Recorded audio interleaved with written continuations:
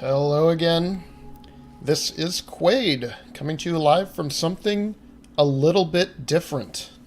This is Tyranny. It's an isometric RPG, very much in the style of games that you may remember, like Baldur's Gate. Okay, high music. And also in the vein of Pillars of Eternity. I didn't play Pillars of Eternity, but it's supposed to be basically the same engine, developed by the same guys, all that. And it's also the same folks, Obsidian, who developed one of my favorite expansions, basically, of a game, which is Fallout 3 New Vegas. And I didn't even play New Vegas nearly as much as I played the regular Fallout 3, but it was I'm really good at world building. So I expect that there's going to be some great stories, really in-depth universe, really good character development, a lot of things like that. I read some reviews and just decided to pick it up right away. It's only been out maybe a day or two from when I read these. But basically, the idea is that you are going to really have an impact on the world. But your decisions matter, and even more than in games where I think of something like an RPG like Mass Effect or something where, like, yeah, your decisions matter, things come back to bite you, but at the same time, the grand overall world is still working within the same story. What I hear about Tyranny is that it changes dramatically based on what you decide to do, especially in the early game. Locking out whole sides of the quests and whole factions and whole aspects of the game that you may not really ever experience as you go back and play a new character. But I haven't played an isometric, kind of, not necessarily top-down, but like angle-down from God's eye view of the situation in a long time. I played some Titan Quest back in the day, and before that a little bit of Baldur's Gate. So you're liable to see me do some really horrible things. The other thing I will say, this episode is likely to be long, as the beginning of the game is a lot of reading as you go through and build the character. So just keep that in mind. I haven't created a game, obviously. There's no continue, no load. This is my first playthrough. I've only watched a little bit of one person kind of go through and manage the game and run through some of the beginning stuff. And I don't think that I'll be making the same choices anyway. It will likely be very unique. Real quick though, that audio sound. Let's turn down the music volume to about half. It's good. I like the music. I just do not want to have it be quite so loud. So yeah, Tyranny. Let us begin. A new game. New settings. I'm going to choose normal. I do not play a lot of games like this, and it is difficult enough as it is for games I have played to even function. I don't want story mode. As cool as story mode might be, I do want some challenge. I don't want the game to just let me go through. But yeah, hard, Path of the Damned. No. Normal difficulty. Strategy and efficiency. While I can promise plenty of strategy, efficiency remains to be seen. Expert mode disables tooltips, basically, and Trial of Iron is the Iron Man mode, where you only can save once. No, thank you. Normal, thanks. Hold shift to shoot multiple commands. Good to know. Some of this is voice acted, too, which is really nice. Not the entire thing, but so you'll have to hear a lot of my voice reading through text. But I think it'll all work out pretty well.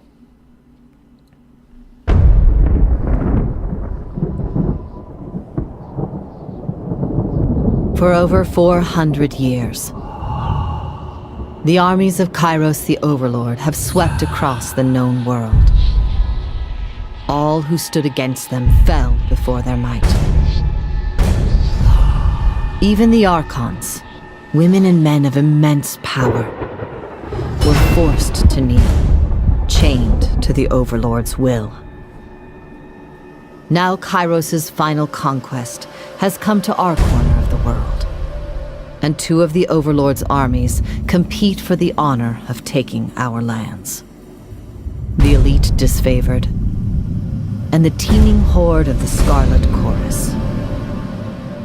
The voices of Nerat, spymaster and archon of secrets, guides the fierce and undisciplined masses of the Scarlet Chorus. With each battle, the Scarlet Chorus grows stronger, as the defeated are given a simple choice: serve or die. Graven Ash, Archon of War and the Overlord's most loyal general, leads the disfavored. Though small in number, Kairos' ironclad legion has never met true defeat in open battle. Watching over the two generals is Tunon, the Adjudicator, Archon of Justice, eldest of Kairos' minions. Tunon brings Kairos' laws to newly conquered lands, aided by the Fatebinders, judges and executioners of the Overlord's laws. You were among the youngest of the court of Fatebinders when Kairos' armies came to our lands. How could we have known that the fate of thousands would rest in your hands? All right. Some good background. One of the things that drew me into Tyranny is that... this is rather dark. I can barely see. Yeah, games, come on. People with dark skin need to be able to be given some kind of relief lighting so that you can see them. I mean, this is the character creator, and if I choose a dark skin tone, it's barely visible. Even the second darkest is some features. Okay, sorry, just a little tirade, like, you know, make this better. And this is not unique to Tyranny. But what interested me in this game is that you're playing in a fantasy universe in which the bad guys have won, right? You are the servant of Kyros, which I think, yeah, we get little tooltips here, right? He's the overlord. He's consolidated power. He's sent vast armies to swallow entire realms. He's the most powerful mystic the world has ever seen. He can issue edicts, which are magical proclamations that level cities, spread pox, sunder the lands, or can change the course of seasons, right? So he's this all-powerful wizard, evil, you know, Sauron is victorious, and this is the last kingdom being conquered. So in the Northern Empire, which is where I was born, right, as a character, women enjoy equal protections under the laws of Overlord Kyros. In the southern lands of Tears, women may crew a ship, but only men may own or captain a vessel. While these customs give the oceans to the men, the lands are trusted to the women. Men may rent and lease, but only women may own land and bequeath it to their daughters and sisters.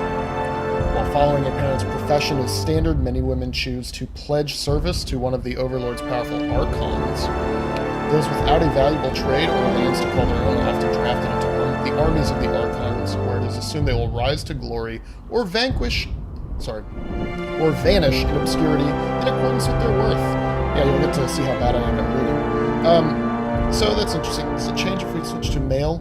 Yeah, so this is the same up here, right? Most sons enter their father's profession. By their mid-teens, those without a profession or family lands to work can find purpose by pledging service to one of the Overlord's mighty Archons.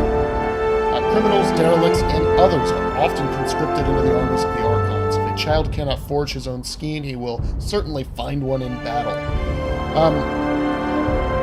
I'm going to pick a character that I typically play in a lot of games the very first time I play through, and it will be named Quade, because that's sort of going back to even the late 90s when some of the first good RPGs were really coming onto PC, and, you know,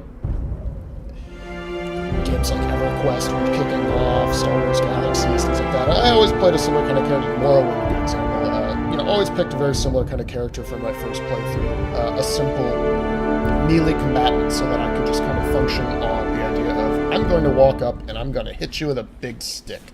You know, that kind of thing. Yeah. There you go, right? Little obese. That's, I guess, the very lean. Let's brighten this up just so we can see here. Very lean, very tall, right? See the height differences. So short, stout, tall, very big, almost more, a little fat beyond just the muscle, or tall and skinny. I'll probably choose this, also because that's a little bit what I look like. Yeah, so this ought to be really interesting. From the cutscene, we learned that we're working under Kyros, right, and he has sent his most trusted minion to control these two armies, so the Bringer of Justice, and we work for the Bringer of Justice, and then these two armies. So we'll see how that plays out. The power structure seems pretty interesting, pretty unique. Portrait, hair color. Right, well, obviously we're going to have hair.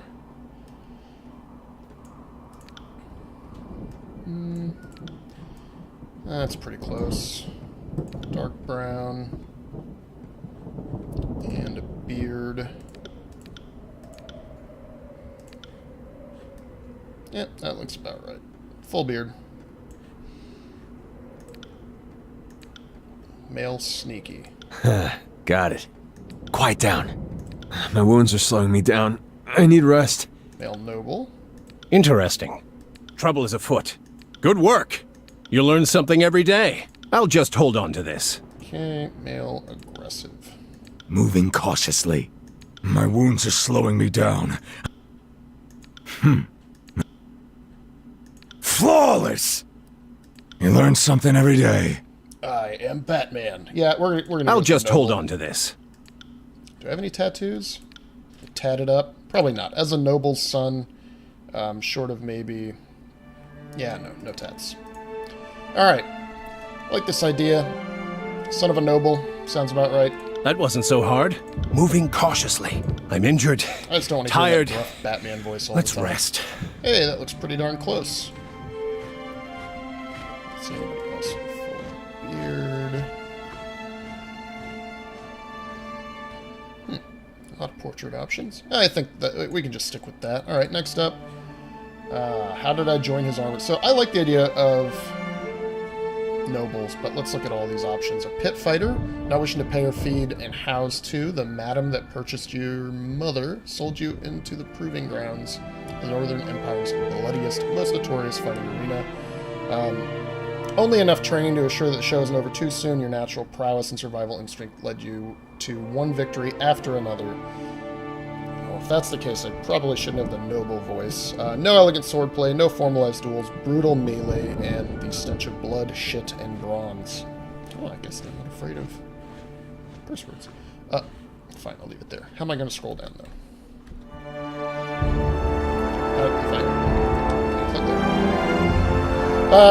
Any fighter that slays a dozen others in the grand melee is given her freedom, but in 300 years, only 3 warriors have ever walked away from the proving grounds. When the closing horn sounded and 13 corpses lay at your feet, you became the 4th. That's a little too famous. I'm not going to be magic, just a soldier. Unable to settle years' accounts with grain, your parents offered you as a tithe to the overlord instead. So in your first battles as a child, you've known all your life how to fight, you know how to stand calm and set blood and disembowelment, how to rely on your fellow warriors. You're smarter than the average killer, and you're groomed for command and given an education in letters and numbers. And rumors of war seem that recruitment into the disfavored legion would be the obvious match for your skills. This is one of those 2 factions, right? Battle-hardened, they're an elite legion in Kyros' army. They spearheaded the conquest of the younger realms and find themselves always outnumbered but never outclassed, led by the steadfast and dutiful, even Ash, whom they follow with obsessive devotion. And then Tunon is the adjudicator of justice, right? He's who we work for directly. He is the arbiter of the conquered realms, arbiter of disputes. He's the oldest of the archons sent to conquer the tiers. And he speaks with Kyros authority. His true appearance remains hidden behind an iron mask, the face of judgment. Look it up. What are our other options? Hunter. I'm not going to be a hunter. That's not what I'm looking for. Noble Scion. Groomed for leadership. Youth spent in letters and history, rhetoric, and other matters. I think I'm going to go more of a straight-up combat route, so it's going to have to either be pit fighter, soldier, or hunter. What is the guild? Apprentice. Proud of your intelligence. That would probably be pretty good. Magical order, willing to teach you letters, numbers, and magic. So if I want to go into a mage, that would be fun to have a support class, but I think I just need to bash stuff in. We can go with soldier. So the disfavored, I guess I'm already a little bit leaning toward, as opposed to the other ones, the Voice of Nerat and the Scarlet Order, or Scarlet Scream, whatever it is. Let's talk about Nerat though. Known in his official capacity as the Archon of Secrets, the Voices of Nerat is equal parts genius and madman. Rumors abound that he can steal the minds of others, though few, if any, are alive to confirm as much. Subjects of his interrogation are never heard from again, and the Archon is able to recall the memories of his victims. What is this? Yeah, that just gives us the longer thing. Anyway, soldier. Alright. Great sword is what it is. That's typically how I function as a warrior. Big frickin' sword. So, wielding a two-handed weapon puts your focus on power rather than speed. This is a slow attack style, but the damage you deal will often overcome the armor of your enemies. You get extra to two-handed weapons, extra to parry, and extra to athletics. Two-handed weapons, effectiveness of attack using large weapons wielded by both hands, great swords, war hammers, and axes. Higher skill values lead to more accurate attacks, increasing the chance of critical strikes. Parry is the defense against melee attacks and spells. Higher ranks reduce damage from the enemy, lead them to miss altogether. And athletics is your ability to traverse difficult terrain and your ability to execute complicated moves in combat. It's also used in dialogue to determine my ability to intimidate or physically overpower someone.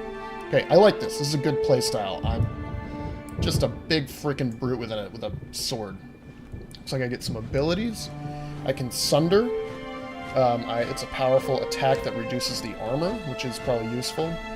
The other one is Cleave, a sweeping cone attack that hits nearby enemies. I'm going to go with Cleave. That's no utility, pure damage.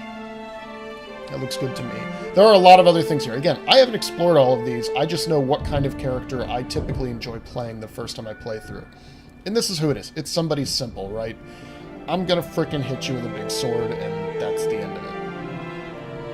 And I'm going to cleave, and that's just going to do extra damage, right? Extra slash, plus, I guess, some extra piercing. So it's going to go through armor. It's going to ignore some armor, and I can use it with... Oh, okay. I can use it dual wield, thrown weapons, one-handed weapons, two-handed weapons, and in unarmed combat. So it's good to know if I have other weapons down the road. And a secondary expertise. Got it. Oh, look at this war mace, right? So I can't do the sword, but I can do the mace. Wielding a two-handed weapon puts your focus on power rather than speed. It's a slow attack style. So I'll attack with that mace. But the damage you deal often overcome the armor of your enemy. So very similar to my other two-handed, and I'm going to get Sunder with this one. So I'll still get both of those, right? Bronze Greatsword, and the Bronze War Mace. I might switch to, 15 to 21, 12 to 16. DPS 5.6 versus melee. DPS 6. 3-second total recovery, 2.5 second range. It's the same. Devastating. Not devastating. Okay. I might just use the big freaking mace. Ah, that's awesome. Colors. Okay. And my banner. Banners are important.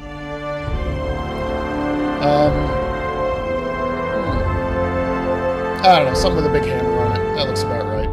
Big orange hammer for me. Orange is my favorite color. I wish I could change the rest of the armor. That looks kind of weird. But, you know how I am. I love orange. Let's just keep going with that.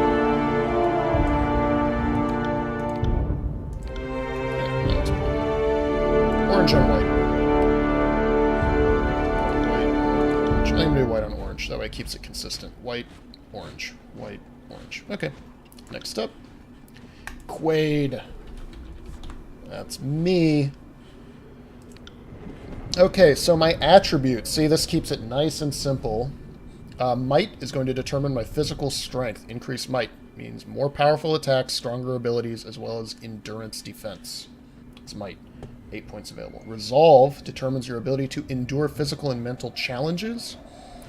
It's the primary attribute used to derive endurance, will, magic defenses. It also increases the duration of afflictions applied. I'm not doing any afflictions, but it will give me more defense. What else do we have? Finesse. Physical and mental precision. Determines the accuracy of attacks and spells, as well as increasing armor's chance to reduce a hit type. Got it. Starts at 10. Quickness, how often you can use your abilities. Vitality is your health. Probably want some of those things, don't I? But go straight to might. Plus 24% attack and ability strength, 24 endurance defense. Right? I can resist anything. Actually, let's drop this to 15, and we'll do 3 here. That way I get a little bit of will and magic defense. But yeah, I just want to be like a powerful MFer, just running around, bashing crap with my hammers. Strongly recommended for you because of your training in Greatsword and War Mace. Strongly recommended because of your training in Greatsword and War Mace. Okay, 15, 13, 10 everywhere else. Again, really lopsided character. Some people want more well-rounded. Get the game. Do it how you want. That's what I'm going to do. I'm going to hit shit with a hammer. Skills. Obviously. Two-handed weapons. Going straight to 50. Boom. I don't really even care about the rest of it. Athletics is probably the other one. Parry will matter. I'm going to do one there. 35, 50, anything else really close? Lore, dodge, that's against ranged attacks. I tend to close the distance.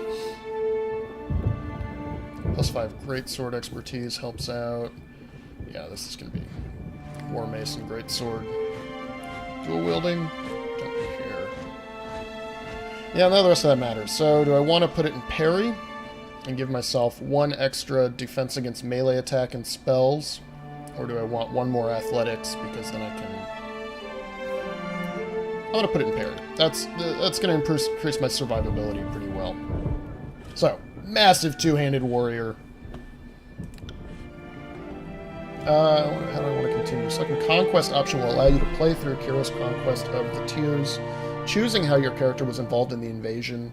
It gives you the most control over the start of the game and how factions react. Quick start will bypass conquest. I select from a list of available template to how you were involved. No, I want to decide how I was involved. Look at Quade. Look at him. He's a beast. I need to pick for it.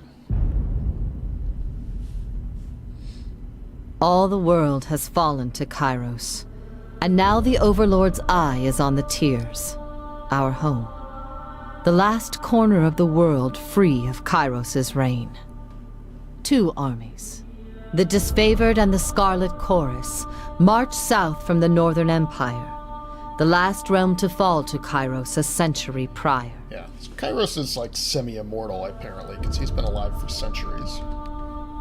In the early days of 428, Kyros' armies arrive at the Gates of Judgment, the mountainous border that we Tiersmen so long believed unassailable. Unable to agree on a unified plan of defense, the various leaders of the Tiers sit and wait for each other to deal with the conquerors, until it's too late.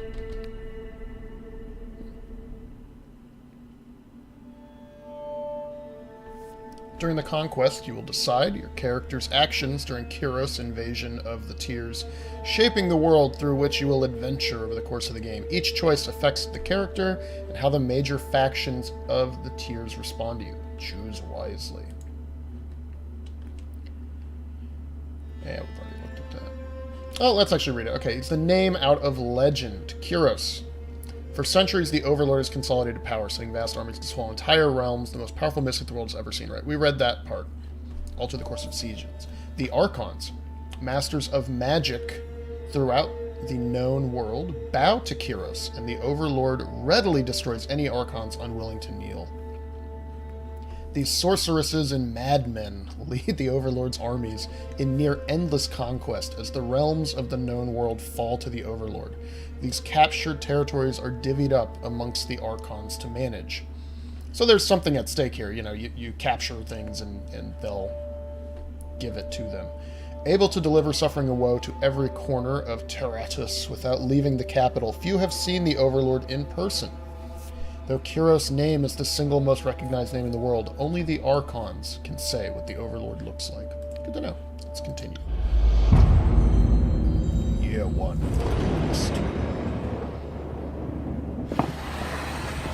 Oh, very cool.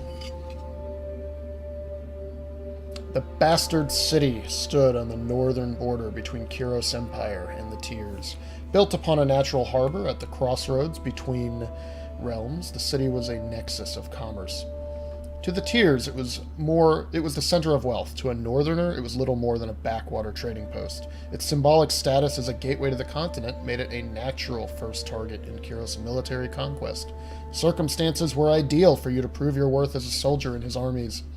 Taking the city would send a message to the rest of the Tiers. Kyros' will is insurmountable.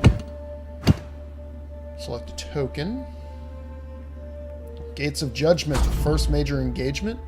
Kyros armors took battle to the Gates of Judgment, trumpeting the opening call of the conquest. The two armies brought their distinctive sense of order and chaos to the assault. You went to the battle alongside the armies who approached best suited